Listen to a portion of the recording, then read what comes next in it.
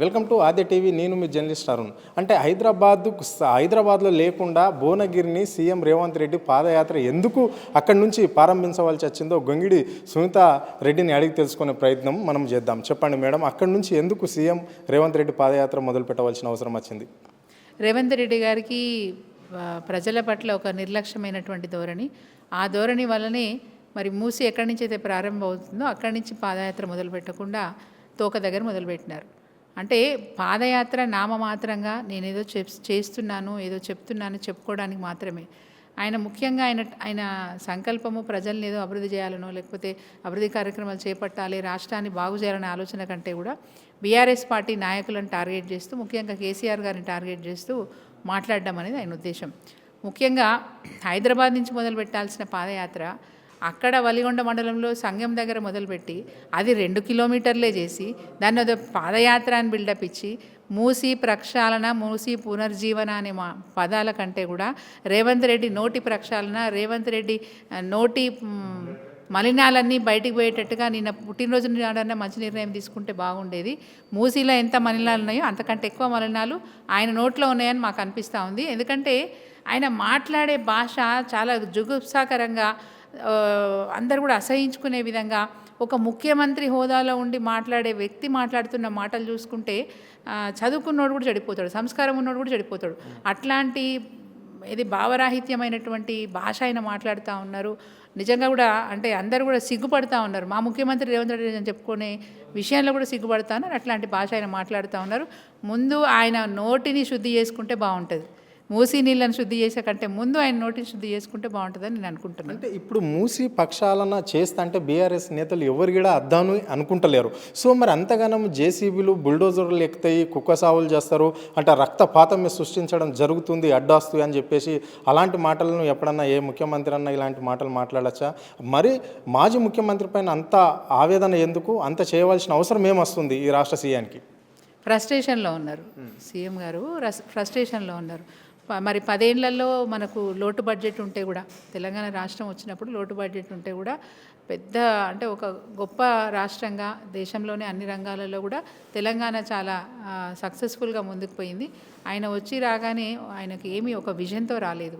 రావడమే ఎన్నో ఛాలెంజెస్ ఉన్నాయి. ఇవన్నిటిని కూడా ఎట్లా కొనసాగించాలి, అనేక పథకాలు ఉన్నాయి, ఎట్లా కొనసాగించాలి, అభివృద్ధి ఎట్లా చేయాలి, ఒక ప్రణాళిక లేదు, ఒక విజన్ లేదు, ఏమీ లేదు. కాబట్టి అవుట్ ఆఫ్ ఫ్రస్ట్రేషన్. ఎందుకంటే ఆయన పార్టీలో ఉన్న మంత్రులు ఆయన కంట్రోల్ లేరు, ఆయనకు అధికారులు కూడా ఆయన కంట్రోల్ లేని పరిస్థితి ఉంది.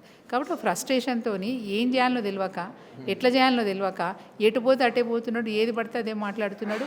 రెండోది ఆయన మాట్లాడే భాష స్ట్రీట్ రౌడీ కంటే ఎక్కువ ఉన్నది, స్ట్రీట్ రౌడీ కంటే ఎక్కువ ఉన్నది. నిన్న ఆయన పుట్టినరోజు కదా, మేము అనుకున్నాం సరే పుట్టినరోజు మంచిగా మాట్లాడతాడో ఏమో అని అనుకున్నాం. కానీ ఎవరైనా పుట్టినరోజు రోజు ఏం ఆశిస్తారంటే మంచిగా నన్ను ఆశీర్వదించాలని ఆశిస్తారు.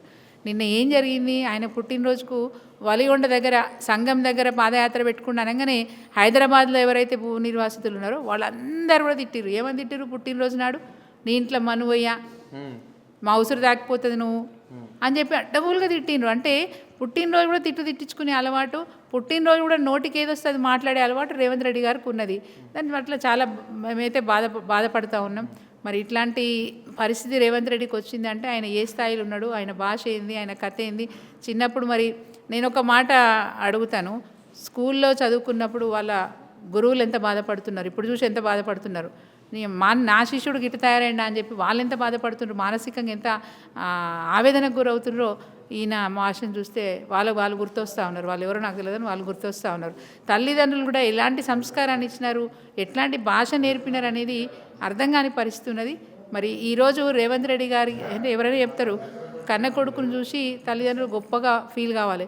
మరి ఇప్పుడు ఈయనను చూసి వాళ్ళ పేరెంట్స్ కానీ వాళ్ళ బంధువులు కానీ మరి వాళ్ళ గురువులు కానీ ఏ విధంగా ఫీల్ అవుతున్నారో అర్థమైతలేదు. భాషను మార్చుకుంటే మంచిది, భాషను మార్చుకుంటే మంచిది. సంపేస్తా, తొక్కేస్తా, నరాలు తీస్తా, ఏం భాష అది? బుల్డోజర్ పెట్టి తొక్కేస్తా, ఇవేనా భాష మాట్లాడేదైనా? ఈ భాష హేయమైన భాష. ఈరోజు అనాగరికుడు కూడా ఇట్లాంటి భాష మాట్లాడతలేడు, అనాగరికుడు కూడా ఇట్లాంటి భాష మాట్లాడతలేడు. మరి ఆ భాషని ఈరోజు రేవంత్ రెడ్డి గారు మాట్లాడే భాషని ప్రజలు నేర్చుకుంటే కష్టమవుతుంది. ఓకే, అంటే ఇప్పుడు యాదగిరి గుట్ట దగ్గర లక్ష్మీ నరసింహస్వామి దేవస్థానానికి మొక్కుని ఆయన పాదయాత్ర ప్రారంభించాడు. అక్కడ ఎంతమంది రైతులు పాల్గొన్నారు? అంటే రైతులను సమస్యలు ఏమన్నా తెలుసుకునే ప్రయత్నం చేసిండా? రైతుల సమస్యలు నెరవేరుస్తా అని చెప్పిండు అక్కడ? చాలా హాస్యాస్పదమైనటువంటి ప్రశ్న వేసారు. ఎందుకంటే నిన్న అన్ని పార్టీల వాళ్ళను, ఈ పార్టీ ఆ పార్టీ అని కాకుండా అన్ని పార్టీల వాళ్ళని నిర్బంధించేసారు. ఎక్కడికక్కడ హౌస్ అరెస్టులు చేయడమో, పోలీస్ స్టేషన్ తీసుకుపోయి అరెస్ట్ చేయడమో చేసిండ్రు. అంటే ఏ పార్టీ వాళ్ళు రావద్దు, ప్రజలు రావద్దు, రైతులు రావద్దు. ఆయన కేవలం కాంగ్రెస్ పార్టీకి సంబంధించిన కార్యకర్తలు మాత్రమే అక్కడికి వచ్చేటట్టుగా ఏర్పాటు చేసుకొని వాళ్ళ డప్పు వాళ్ళే కొట్టుకొని వాళ్ళ గురించి వాళ్ళే గొప్పలు మాట్లాడుకొని నేను ఎంత గొప్పగా కేసీఆర్ తిడుతానో చూడు, నేను ఎంత గొప్పగా బీఆర్ఎస్ పార్టీ నాయకులను తిడుతానో చూడండి అని చెప్పి ఒక తమాషా, ఒక డ్రామా చేసిపోయింది తప్ప ఆయన వల్ల అక్కడ ఒరిగిందేమీ లేదు. నిజంగా చెప్పాలంటే ఇప్పటి వరకు కూడా ఆయన నోటి ద్వారా ఏం చెప్పిన మాట ఏంటంటే అది ప్రణాళిక డిపిఆర్ తయారయ్యే వరకు 30 రోజులు పడుతుందని చెప్పిండు. డిపిఆర్ఏ తయారు కాని వాటికి నువ్వు వాడికి వచ్చి ఏదో చేస్తున్నా, నేనేదో చేస్తున్నా, నేను పాదయాత్ర చేస్తున్నా, నాకు అంత మక్కువ ఇంత మక్కువ. అరే ఇక్కడికి వచ్చేయి, దిల్సుఖ్ నగర్ దగ్గర చేయి, గోల్నాక దగ్గర చేయి, మలక్పేట దగ్గర చేయి, పెద్ద పర్వతపూర్ దాకవో వస్తుంటుండు కదా. అక్కడ నుండి అక్కడ మొదలు పెట్టినా ఇక్కడ వరకు వచ్చేసి చార్మినార్లో భారీ ఎత్తున బహిరంగ సభ పెడతా అని చెప్తున్నాడు. పని మొదలు పెడితే తోక నుంచి మొదలు పెడతారా, తల నుంచి మొదలు పెడతారా, ఎక్కడి నుంచి మొదలు పెడతారు కూడా ఇంగిత జ్ఞానం లేని ముఖ్యమంత్రి ఈ రాష్ట్రానికి ఉన్నాడంటే మా కర్మ. అంటే సో ఇప్పుడు చాలా ధాన్యం ఉంటుంది రోడ్ల మీద, వడ్లు పంటలు తీసేసారు, ఆల్రెడీ రైతులు తడిసిపోతున్నాయి అని చెప్పేసి రోడ్ల సైడ్న లేకుంటే కొన్ని భూములల్లో వాళ్ళు ఏర్పాటు చేసుకొని అక్కడ కుప్పలు పోసుకొని ఎండబెట్టుకుంటున్నారు. అలాంటి రైతులు రేవంత్ రెడ్డికి నిన్న పాదయాత్రలో ఎక్కడెక్కడ కనిపించలేరా? కనిపించకుండా ముందే వాటిని కూడా బంద్ చేసిండ్రు. రైతులు రోడ్ల మీద రాకుండా చేసేసిండ్రు. రైతులకు ముందే బెదిరింపులు కూడా పోయినాయి. మీరు రోడ్ల మీదకి వచ్చి నిరసన వ్యక్తం చేస్తే మీ పని చెప్తామని చెప్పి ఆల్రెడీ పోలీస్ శాఖ ద్వారా వాళ్ళకు వార్నింగ్లు కూడా పోయినాయి. ఆ విధంగా నిర్బంధాల మధ్య నిన్న ఆయన మీటింగ్ నడిచిందని చెప్పాలి. మీకు ఒక మాట చెప్తాను. చెప్పండి.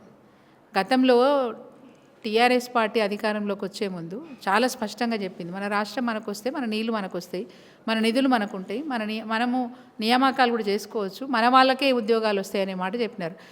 అప్పుడు టీఆర్ఎస్ పార్టీ ట్యాగ్ లైన్ అది, నీళ్లు నిధులు నియామకాలు. ఈరోజు కాంగ్రెస్ పార్టీ ట్యాగ్ లైన్ వాళ్ళు చెప్పకపోయినా చేస్తున్న మాట నేను చెప్తాను. ఎక్కడ పోయినా కానీ నిర్లక్ష్య ధోరణి, ఏ రంగం మీదైనా నిర్లక్ష్య ధోరణి. ఒకటి నిర్లక్ష్యం, రెండోది ప్రజల దగ్గర నుంచి అన్ని రంగాల నుంచి నిరసనలు వ్యక్తమవుతున్నాయి. నిర్లక్ష్యం, నిరసనలు, నిర్బంధాలు. అవునా? టీఆర్ఎస్ పార్టీ ట్యాగ్ లైన్ ఏమో నీళ్లు నిధులు నియామకాలు. ఈరోజు మన రేవంత్ రెడ్డి గారి ట్యాగ్ లైన్ ఏమో నిర్లక్ష్యం, నిరసన, నిర్బంధం. ఇగో ఈ ట్యాగ్ లైన్ మీద ఈ ప్రభుత్వం నడుస్తూ ఉంది. ఇది ఇట్లే కొనసాగితే మాత్రం రివోల్ట్, చాలా ఘోరంగా ఉద్యమం వస్తుంది. చాలా ఘోరంగా కాంగ్రెస్ పార్టీ నాయకులు కూడా, గ్రామాలలో ఉన్న నాయకులు కూడా మొక్కమెత్తుకొని తిరగలేని పరిస్థితి వస్తుంది. ఓకే, చివరిగా 6 గ్యారంటీలు ఈ రాష్ట్రంలో వాళ్ళు అమలు చేస్తామన్న 6 గ్యారంటీలు అమలు అయినట్లన్నా? ఇక అది ప్రజలు చెప్పాలి. మేమేం చెప్పినా కానీ ప్రతిపక్షంలో నాయకులు వ్యతిరేకిస్తామనే మాట చెప్తారు. ఒక్కటంటే ఒక్క గ్యారంటీ కూడా అమలు కాలేదు.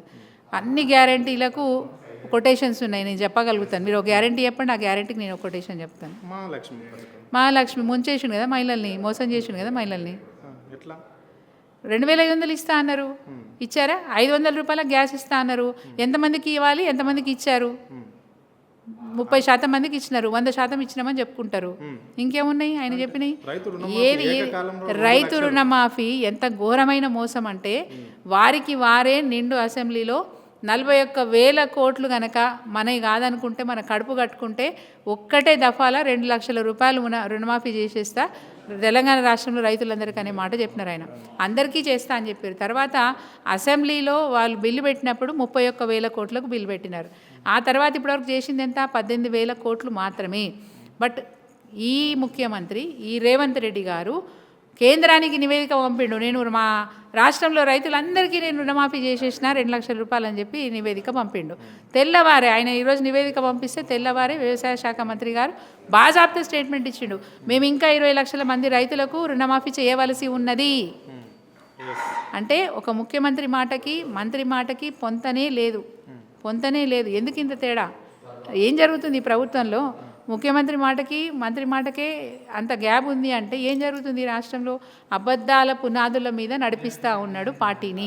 అబద్ధాల పునాదుల మీదనే ఈ ప్రభుత్వాన్ని నడిపించాలనే ప్రయత్నం చేస్తుండు. ఈ పునాదులు ఎప్పుడో కూలిపోతాయి, క్వాలిటీ లేకపోతే కూలిపోతాయి. అంటే సీఎం ఇచ్చిన మాటలు ఏ ఒక్కటి కూడా నెరవేర్చకుండా ఏ ఒక్క పథకం కూడా ఈ రాష్ట్రంలో అమలు చేయకుండా అన్ని అబద్ధాల కోరి ప్రభుత్వాన్ని రన్ చేస్తున్నాడని చెప్పేసి ఆమె చెప్పడం అనేది జరిగింది. కెమెరా పర్సన్ గోవింద్తో అరుణ్, ఆద్య టీవీ, హైదరాబాద్.